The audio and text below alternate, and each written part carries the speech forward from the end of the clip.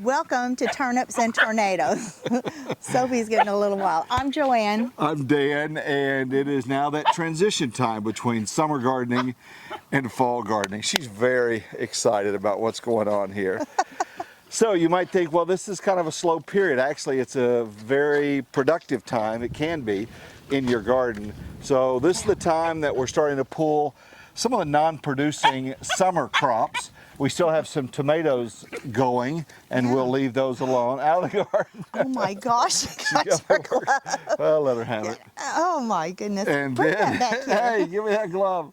And we still have a lot of okra still going.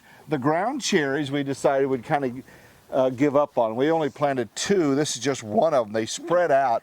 They were taking up a lot of real estate that we need for fall gardening, and they were kind of played out. You like them better than I do. I love them. So and look how many are on each plant. It's crazy. These are very interesting. So we just decided to sacrifice them for the space. Yeah, we need some more room. Yeah. So we'll hold off on this. Next year, maybe we'll plant maybe 1 plant. Yeah. So we just don't have a big enough garden to plant everything that we want to. Another thing that you can do this time of year, in fact, I was doing this while Joanne was in the house, is go ahead and if you've got weeds that are kind of creeping their way up the sides, you know, go ahead and dig in when there's no crops in there and pull those down as far deep as you can. You'd like to have the roots, but I don't care how well you build these, you're probably going to have some weeds occasionally grow, and these are, you know, 4 or 5 years old, and we're just now starting to get a little bit of creepage. So we're kind of doing that to get them ready for the garden. Also, Joanne, you can't plant these on with mulch on them, so I raked back the mulch. Hate to throw it away, can't throw it away, it's so expensive. So we use the cypress mulch, and so I will take and try to recycle and repurpose as much of this as we can. So that way, when we treat the soil for before we do planting, that'll be good. And fall, I was looking at we're in zone 7A, and there's a lot of things that you can plant in the fall. Yes. What are some of those? Well, all the brassicas, the lettuce. Yeah, here's a list. All the greens. Yeah, I already know. Okay, you already know it. Joanna's a master gardener. No. She went through the program. I went through the program. 30 years ago. Long time ago. And I'm just starting it. So maybe by the end of the year, I'll have completed the classroom stuff, but technically you need to go back and give back 70 volunteer hours. Yeah. So, they always told us that's when you actually do the learning. Right, when you do the phone calls and the things like that. So anyway, we got beets and broccoli, Brussels sprouts, cabbage, cauliflower, lettuce, peas, radishes, spinach, and Swiss chard are some of the things. We don't have the real estate for all of this, do we? We don't, and like the broccoli and stuff, we're getting a little late for that. Okay. I don't know if it would have made the heads by the time we took a little vacation, so we're a little bit behind, not too much. It's what, around the 5th of September? Yeah, so we're late in getting started, and again, we're going to be fighting the cold.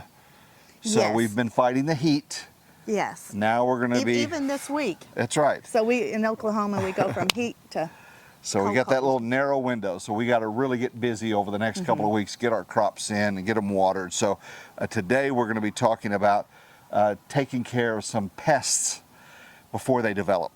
We're fighting, grub worms. Grub worms, but we're going to fight them with beneficial nematodes. Yes, there are bad nematodes too. I know at one time we kind of had a little bit of problem with root knot nematodes. Yeah, we pull out the roots of a plant, and there are these big lumps on them, and those were nematodes. So the bad kind. The bad kind. So we're going to be putting some good ones in. We'll give you a demonstration of that. You can decide if you want to do that, but at least if you hear the term, you'll have a better idea of how we do that. So nematodes, when you order them, there are specific nematodes for different issues.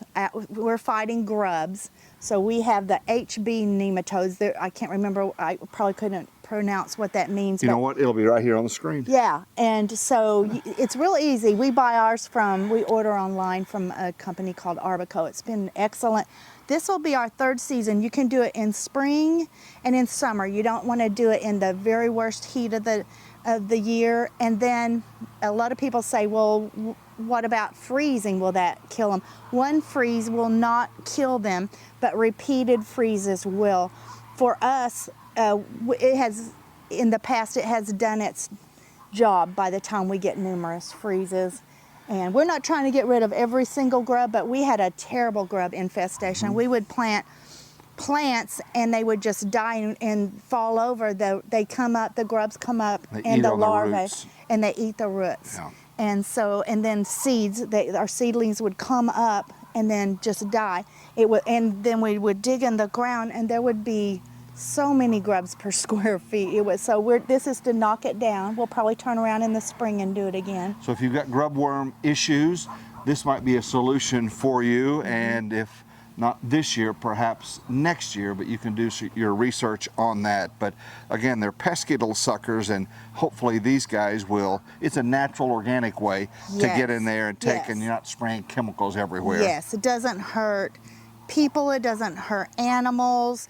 It's an organic product, so you don't have to worry about it. So we're going to let you give us a demonstration on that and explain a little bit about the mixture and the application of beneficial nematodes. And first, we're going to water the whole garden. These nematodes move. That's what you want, is for them to seek out the things in the soil. So you have to moisten your soil first. So we'll moisten it, and then we'll come back and mix the nematodes up and apply them. Okay, let's do it. Okay, we decided to move indoors. Sophie's being especially crazy today, and so we didn't want her to knock over our nematodes. So here's what they come in. They come in a big foil package, and it comes with some ice in it. And it states that the ice will be melted by the time it gets there, but you're supposed to immediately get it into your fridge, and it can stay in your fridge up to 2 weeks, but the sooner the better that you use it. I have got 8 ounces of water in this cup, and this is what they look like. They look like a dry powder. And I'm going to put them into this cup, and then I'm going to stir them very well, and then they need to sit for about 20 minutes. And during that 20 minutes, I'm going to occasionally stir them again. The one I bought was 10 million of them. Try not to spill these. Okay, so just a dry, powdery looking thing. Their directions are very good. They make it very plain how to do this. I'm going to get in there and get all of these. It's amazing to me that this dry powder is actually some live creatures. And you're doing it on the dining room table. Yes, I am. Again, this is organic. This wouldn't hurt. I suppose a person could eat these and it wouldn't hurt you, but I wouldn't try that.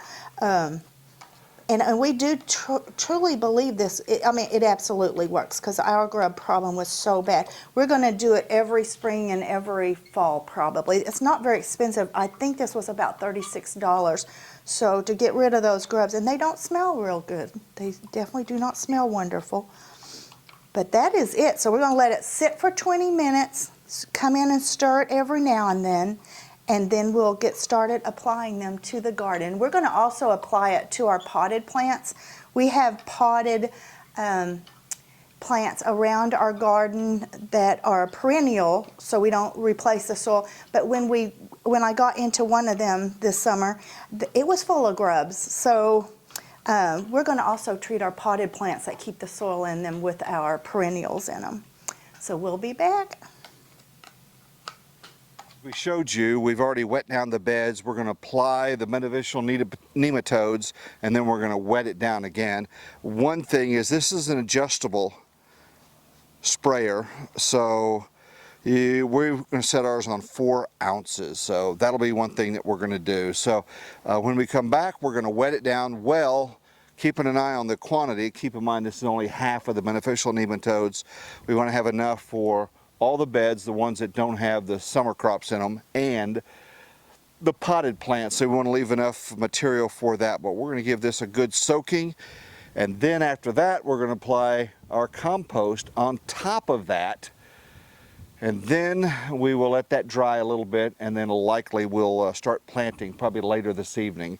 But it's difficult to plant in wet soil, so we'll have some of that compost on top. We want to make sure this dries well. So we're going to spray this down now, and you'll get a chance to see how it looks.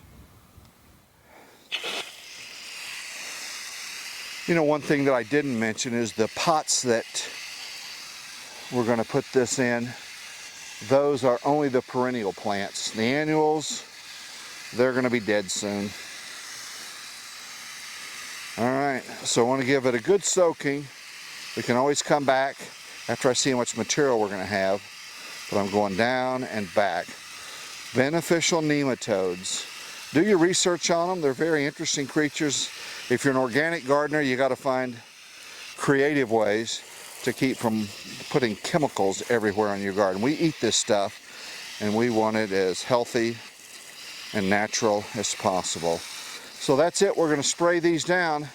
Then we'll give you an update on putting the compost down and doing some planting today. So we're going to try to take advantage of this good weather and get as much of this done as possible. We're on catch up after our vacation, so we got to make up for about 2 weeks lost time.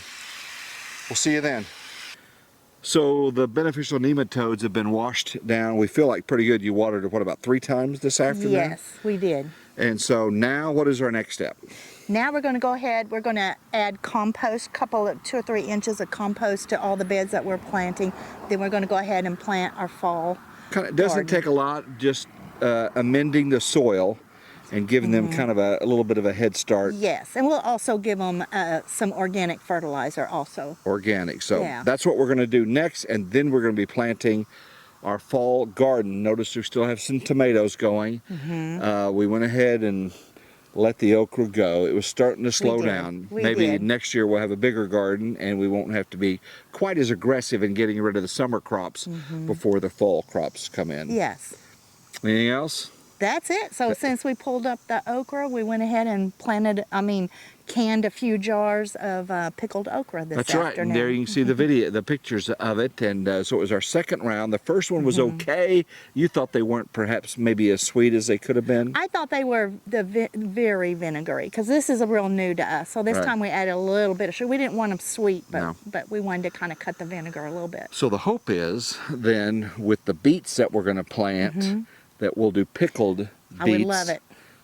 You said those are a little bit expensive in the stores. They can be kind of high. Yeah. Even just buying the beets, they're kind of high in the store, and then pickled beets are expensive.